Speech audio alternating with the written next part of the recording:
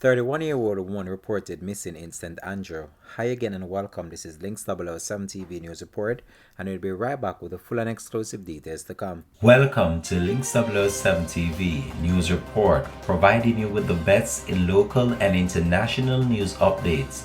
This is a place where you can get the most reliable and informative news information. Links 007 TV News Report. Welcome back and thanks for joining us. This is Links 007 TV News Report. 31-year-old Chelsea Allen of Linders Road, St. Andrew, has been missing since Saturday, November 19. She's of brown complexion, slim built, and about 157 centimeters or 5 feet 2 inches tall. She also has tattoos on her shoulder, foot, and hand. Reports from the Harvard Tree police are that Allen left home without disclosing her destination and has not been seen or heard from since. Her mode of dress at the time she went missing is unknown. All efforts to contact her since then has been unsuccessful.